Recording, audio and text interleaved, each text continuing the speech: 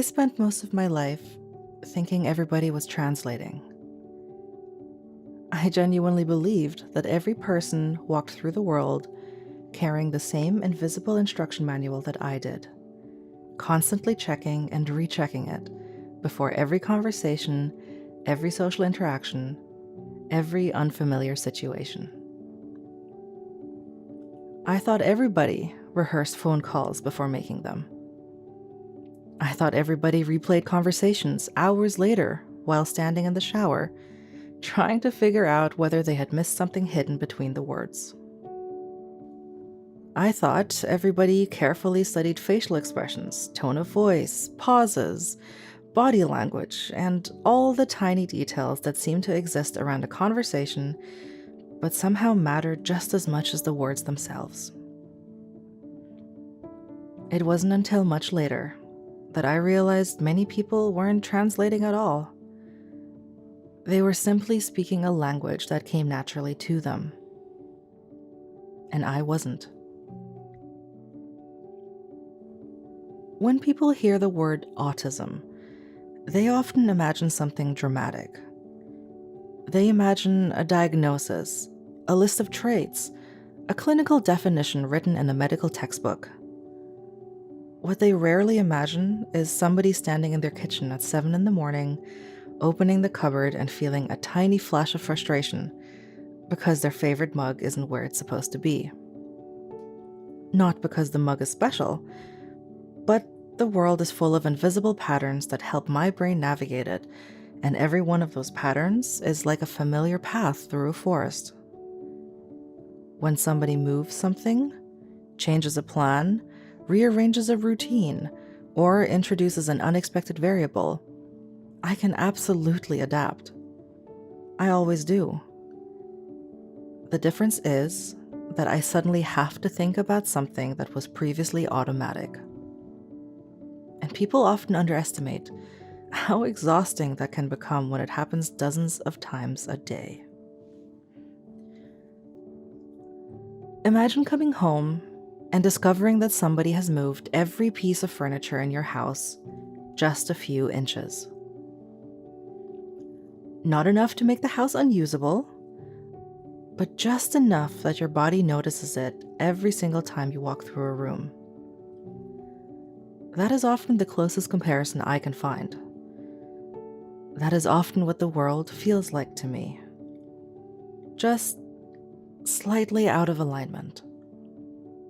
And alignment matters more to my brain than it seems to matter to most people. The world still works. It just simply requires more conscious navigation. People also tend to assume autism means not noticing things. For me and many others, it is often the exact opposite. It means noticing everything. The faint electrical buzz of a light fixture that nobody else seems aware of, the scratchy tag inside a shirt, the overlapping conversations in a restaurant, the smell of somebody's perfume lingering long after they've walked past, the way a chair feels slightly different today than it did yesterday, the change in someone's tone when they insist they're fine. Most people seem to have a filter that quietly decides which information deserves attention and which information can safely fade into the background. My brain has never been particularly good at making those distinctions. Some days it feels as though every piece of information arrives at the same volume and demands to be processed with the same level of urgency. The result is fatigue. Because by the end of a day, I'm often carrying hundreds of details that other people never had to consciously notice in the first place. And yet, if there is one word that defines my experience of autism more than any other, it would probably be translation. Translation is exhausting because it never truly stops. When somebody says, "We should do this sometime," do they actually mean it?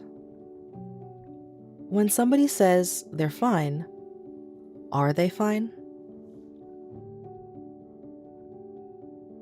if a person becomes quieter than usual, are they tired, annoyed, distracted, upset, or simply thinking about something else entirely?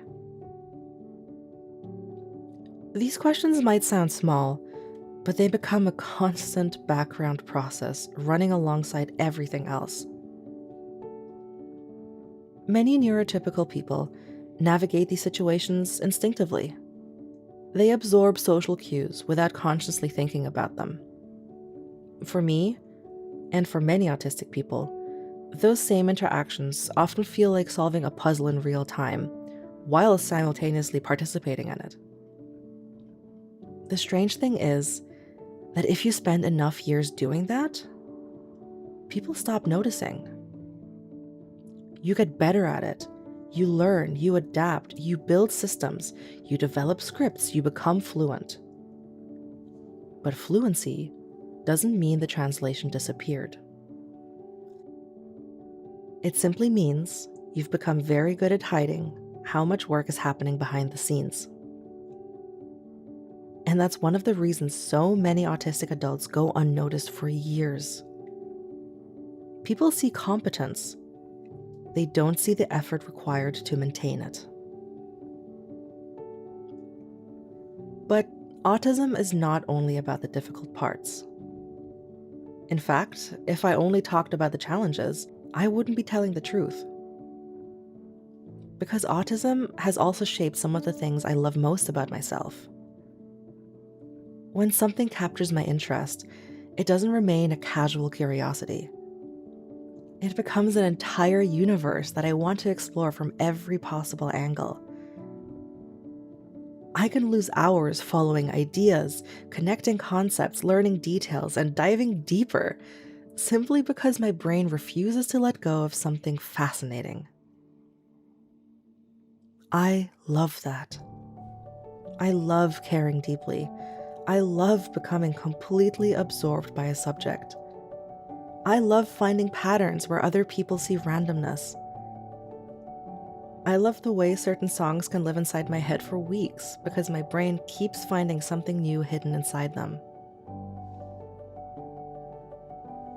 I love the way information connects together like constellations across a night sky, creating shapes that weren't obvious until suddenly they are.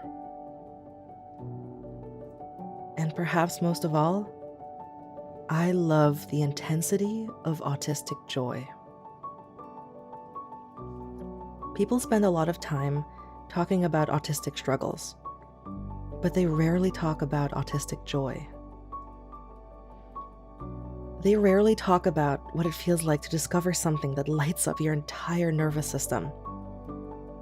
They rarely talk about the excitement of sharing a special interest, the comfort of a beloved routine, the satisfaction of finding the perfect pattern, or the simple happiness that comes from immersing yourself completely in something you love. Those experiences matter too. They matter because autism is not a collection of deficits. It's a way of experiencing the world. A different way.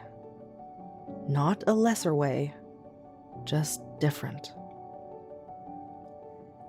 And I think that distinction is important because when people hear the word disability, they sometimes assume the goal should be to erase the difference, to make autistic people behave more like everyone else, to make us fit more comfortably into a world that was not designed with us in mind. But I don't want to be a neurotypical person. I want understanding. I want patience. I want room to exist as myself without constantly apologizing for the way my brain works. I want people to understand that accommodation is not about lowering standards. It's about recognizing that different people navigate the same world in different ways. Because autism is not a crack in the foundation of who I am. It is a part of the foundation itself. It has shaped the way I think, the way I learn, the way I communicate, the way I love, the way I create, and the way I move through the world. If you somehow removed autism from me, you would not uncover some hidden version of myself underneath it. You would simply remove a part of me. So, during Disability Pride Month, I don't want to celebrate autism because it is easy. It isn't always easy. I don't want to celebrate it because it is a superpower. It isn't that either. I want to celebrate it because it is mine. Because after years of wondering why I felt different, years of trying to force myself into shapes that never quite fit, and years of believing that I was somehow failing at being human, I finally learned something important. Different and broken are not the same thing. They never were. And if there is one thing I hope people take away from this,